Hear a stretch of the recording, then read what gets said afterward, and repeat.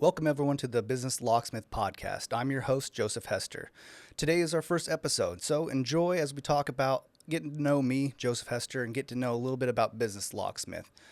I'm glad to be here at Rogue Media up here in Waco, Texas, and we are going to go on a little bit of a journey here. Hopefully, we can have a lot of episodes and meet a lot of great people. Through the podcast, we're going to interview business owners, past, present, and future, and we're also going to interview officials, city officials, experts, and kind of understand a little bit more of all the things that we go through on our daily lives as business owners, or even regular members of society. We're all going to learn and we're going to grow, and we're all kind of be able to put together the big puzzle that is life itself. And so how we're going to do that is just by talking and listening and evaluate. I like to observe. That's kind of like my profession, is my job is to look at things and see, what's missing and what can be better, what can we improve on, and what can we grow and become better at over time. If you're a business owner, whether you've been in it for a minute or you've been doing this your whole life, you understand that, you have to start somewhere, and you have to start putting in your energy and start improving as fast as you can. And so that's where I come in and help through my business. But before we talk about that, let's go back a little bit and kind of paint the picture of what kind of got me here. We're not going to be able to do the whole thing in one episode, but I at least kind of want to give you a little bit of a background of what I've been through and what kind of got me here. So let's go back to where I was born and raised. I was raised in the high desert of California, up there in Apple Valley, and I spent 19 years out there, and I had a really good childhood, and I had two loving parents, my mom and my dad, and a brother of mine as well. And, I grew up out there in the desert where, there wasn't a lot of excitement. There wasn't a lot of luxury. There wasn't a lot of, things to kind of inspire for. It was peaceful. It was nice. But I was always kind of wanting a little bit more. And so we did have fun. I did play sports. The one sport I did play was hockey, which is surprisingly out there in the desert. But we did roller hockey, and that especially during the era of the Mighty Ducks, the movies. And so that definitely inspired us, my brother and I, to play hockey. And he was great. He was a forward. He played, and I was the goalie because I was the younger brother. So where else would you put your younger brother when you're trying to practice for hockey? Then put him in the net so you get to fling the puck at him. But I learned at that age, to play against the older kids. So my brother was 4 years older than I was, and so I got to learn an advanced level of how to be a better goalie. So when I got to go play, I was one of the better goalies of my age bracket.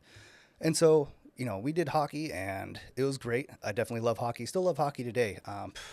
Top teams, maybe not all of them are doing great all the time, but Dominic Hasek when he was with the Red Wings, and then also the Avalanche, they had a lot of good goalies too. Most of the teams I look towards and kind of root for are the ones that I see great goalies in. Also, the LA Kings, when they had King the goalie, he was awesome, and I just love watching good goalies play because I understand the position. I understand when you have a certain skill set that sets yourself apart. I truly appreciate that. And so, yeah, I grew up playing hockey.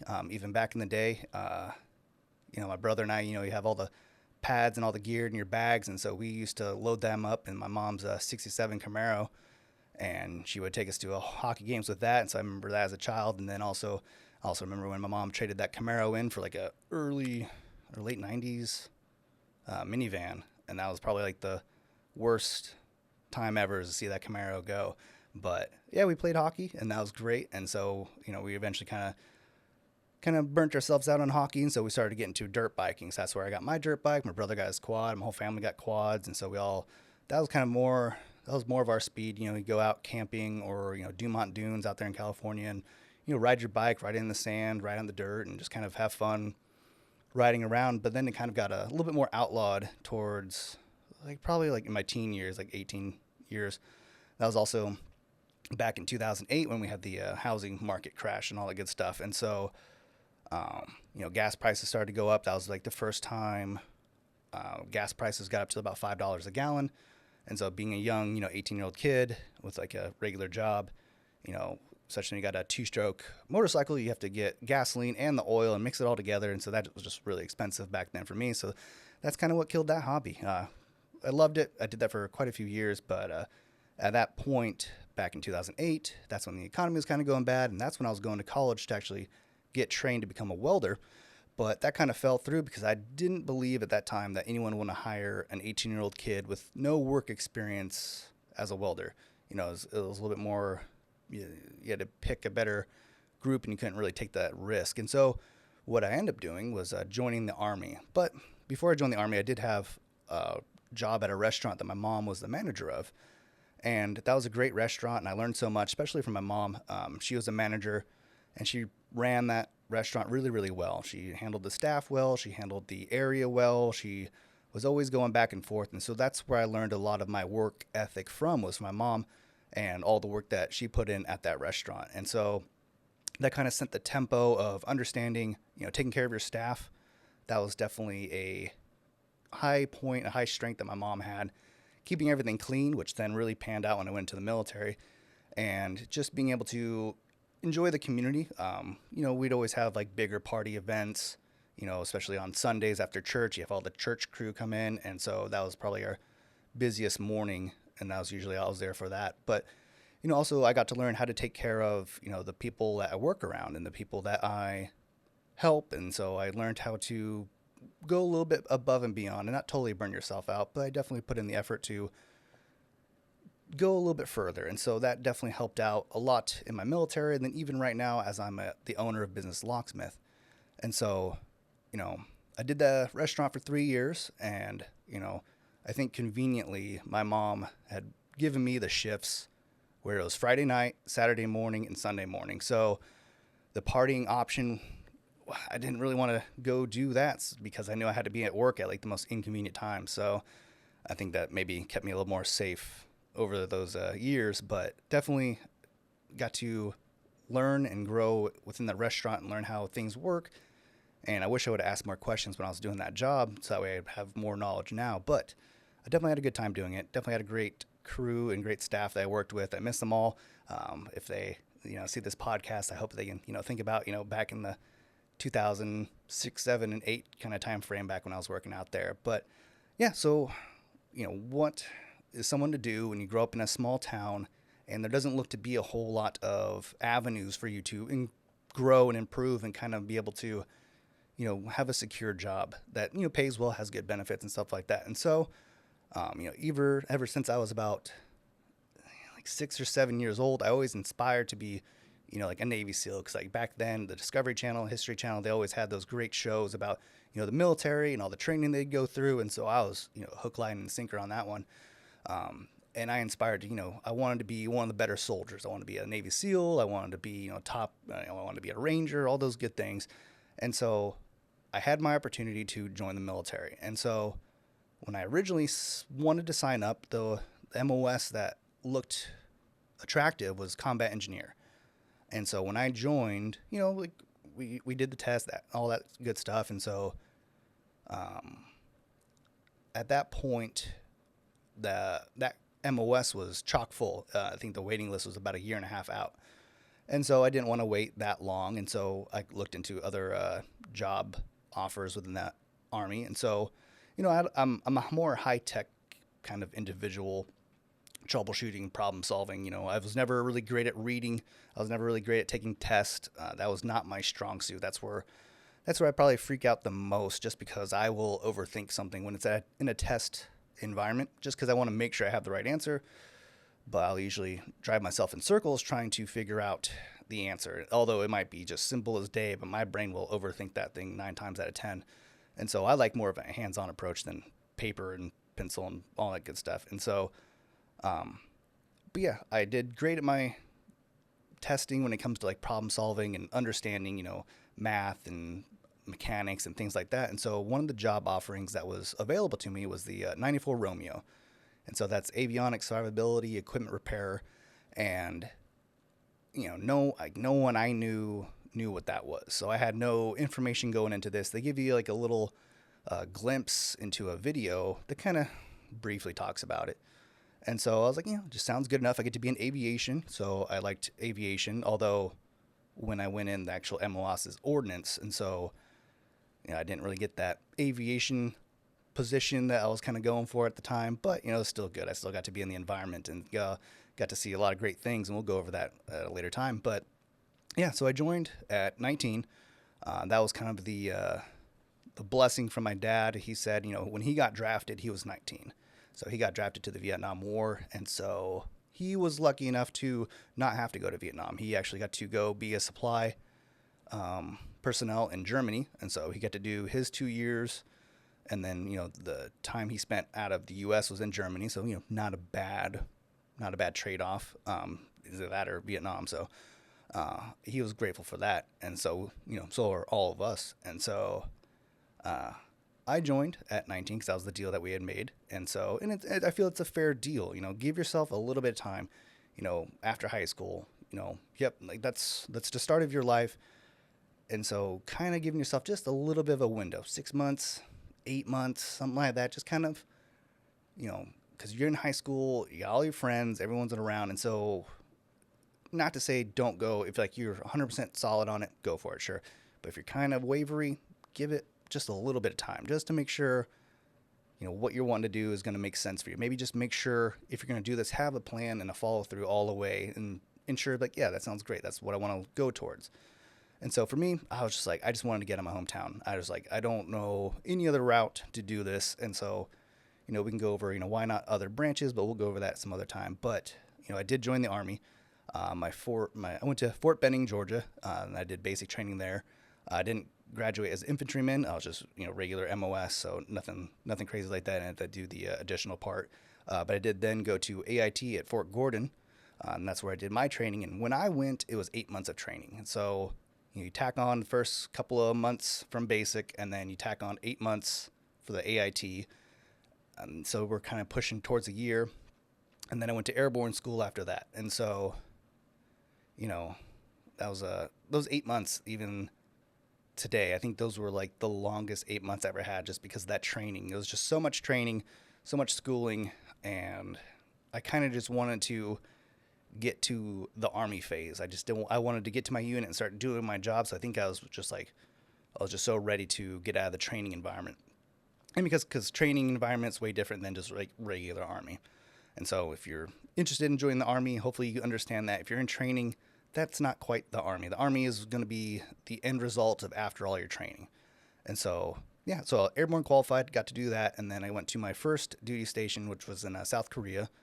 And so, Camp Humphreys, 602nd, great time out there. Loved it. I would go back to South Korea any day of the week. Great food, great public transportation. I know South Korea is a little bit of a smaller country. I think it's equivalent to being about the size of Ohio, just about.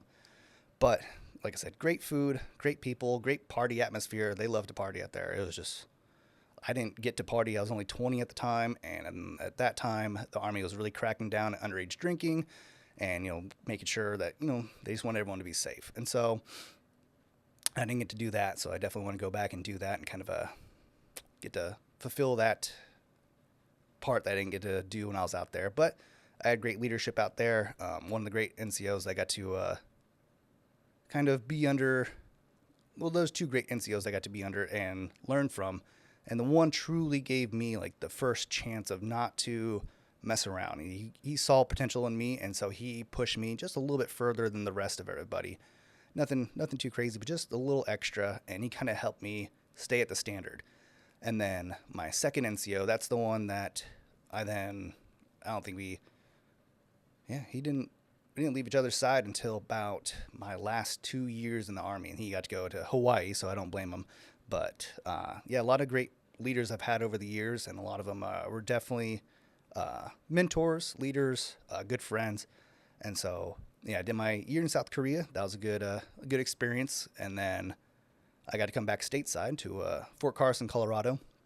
That was back in 2011. And then shortly, 6 months later, got to go deploy to Afghanistan, RC South, and in Tarakat, Afghanistan. And I was with the 1-2 attack, and we kind of piggybacked off of the 25th Infantry Aviation part out there. And so we did our deployment. We had a great deployment, no issues. We were all, it was an attack battalion, so we had the Apaches. And so that was our mission, was to make sure the Apaches were safe and operational. We had our equipment we had to work on for the Apaches, which was just small electronics. The blessing of these electronics is They're not designed to fail, at least when I was in.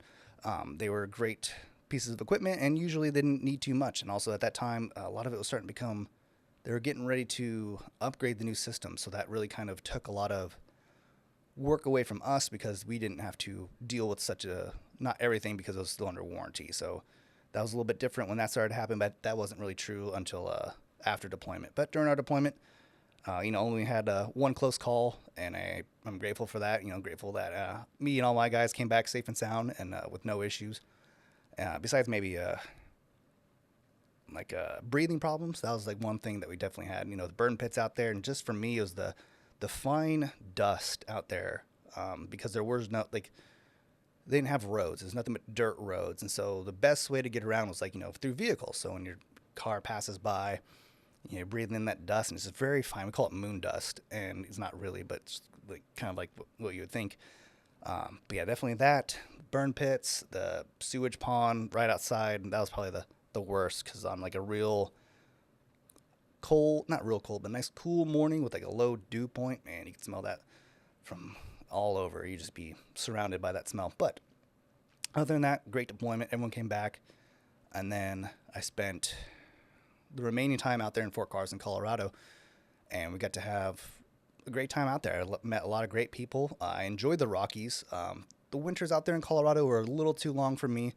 You go from about October to about almost this time of year, and then that's winter. So almost about 6 months worth of winter, and so that's just a little too long for me. And so when I got out of the Army, I had a service tech job where I worked on gas stations. And so that was a unique experience, and I did like that. The company I'd worked for, they didn't want to work with me for a couple of different things. And so, we couldn't agree on continuing working together. So there was that. But I did that for about a year and a half, almost 2 years. And then the hardest job I ever had was working at a tire station. And so if you work at a tire station day in and day out and you do a great job, I appreciate you because that is some hard work.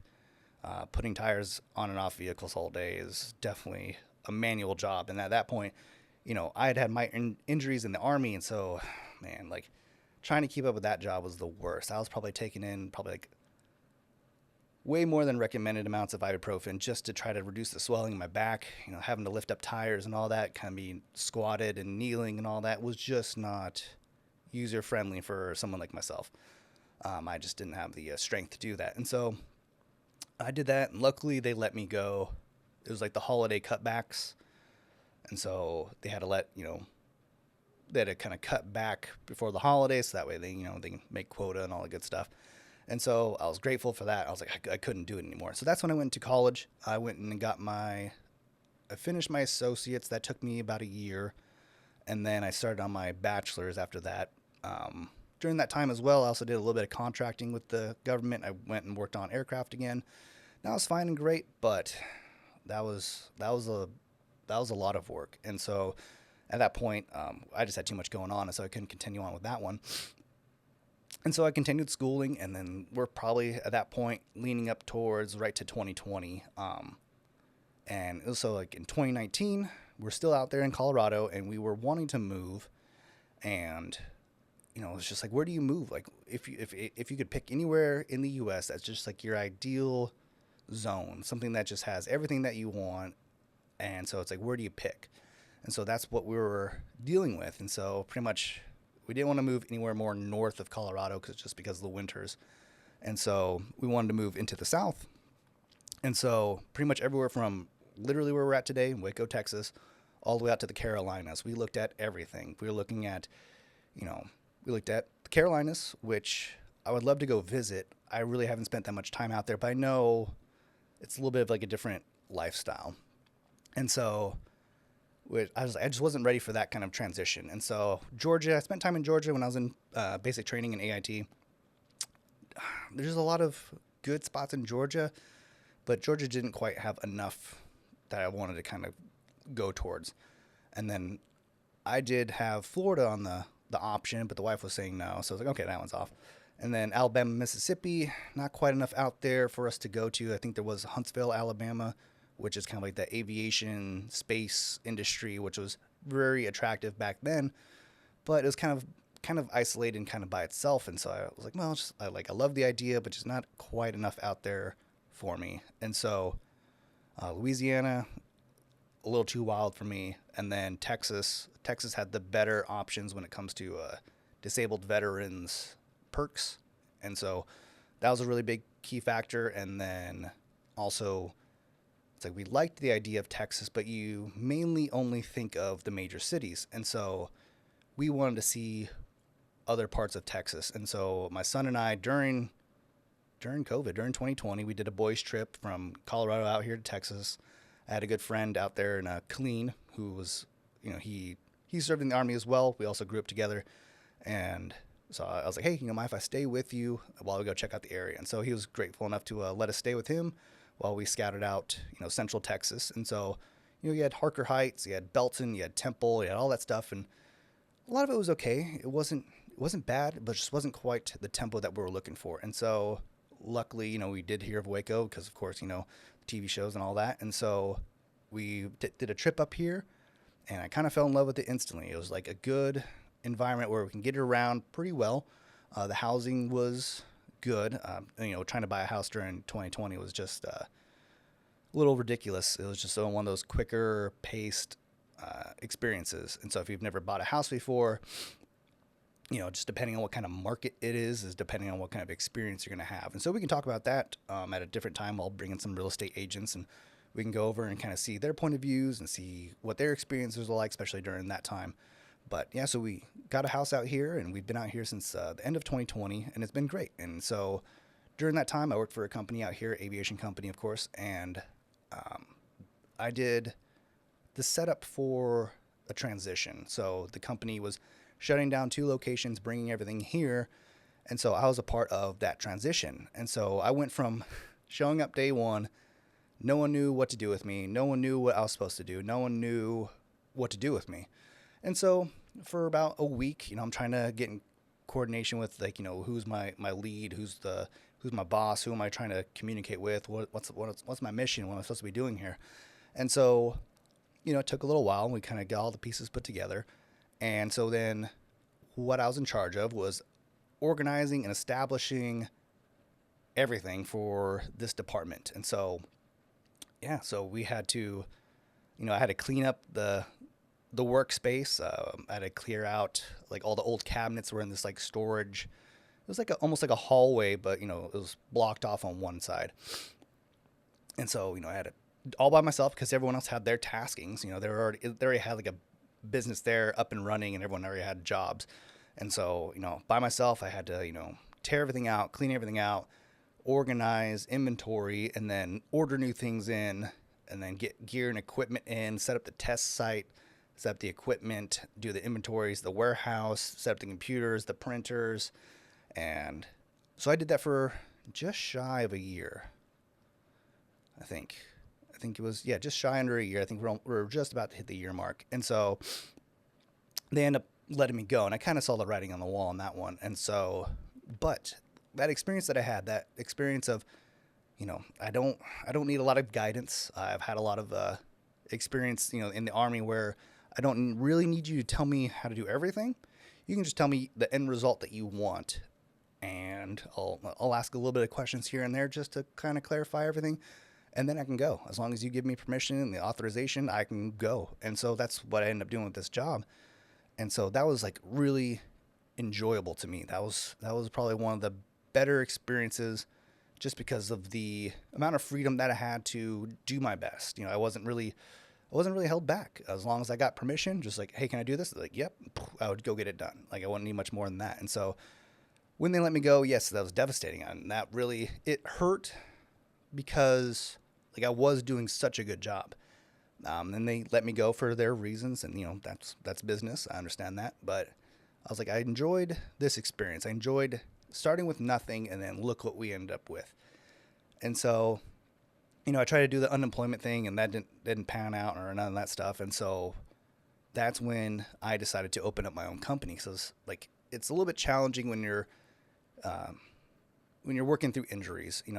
I hate to just keep saying that I'm a disabled veteran and all that, but I have my injuries that give me my limitations. And so I kind of have to work around those limitations. I have to go to appointments, and some days are my good days and some days are my bad days. And so, the best way I could set something up for myself is by setting it up for myself for this purpose. And so what I'm going to do through this company and also through this podcast as well is I want to improve. I love improving. I love to, even just if it's just cleaning, if it's just something simple, but I just love to have a life where you continuously improve over time. And then you never know, if you keep going on that forever, you never know what's going to end.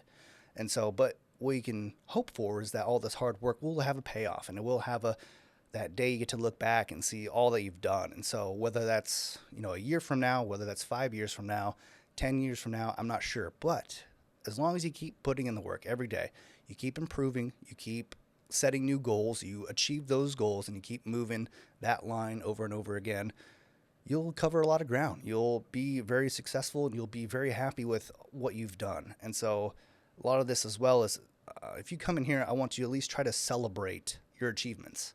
No matter how small or how big, we should be excited to do what we do. We should be thrilled. We should, feel grateful for this experience, especially if you get to run a business in the United States of America.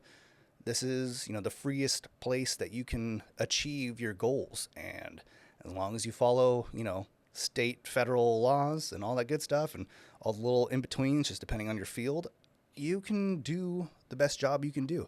You can have the greatest experience that you could ever have. And so I want to help that experience out, whether through the podcast or through my consulting or even my services through my company. And so that's what it's all about. That's what I'm doing this for. I'm doing this to, I give myself no limit. And that's one of 4 things I tell myself every day. And so I just want to go out and apply myself and just go have a great experience and go do as much good as I can every day, every week, every month, however much my workload is. But the best thing you could do is try to make every day count. And I know we're all busy and we're all trying to do our best, but as long as we can kind of make sure that we're doing this for the right reason, it feeds that positivity just a little bit more when you think that way. So welcome to the show. I hope you enjoy it. If you want to be a guest, you can always go to business-locksmith.com and sign up and be a guest. There's a little tab up there for the podcast, so all I need is your name and information.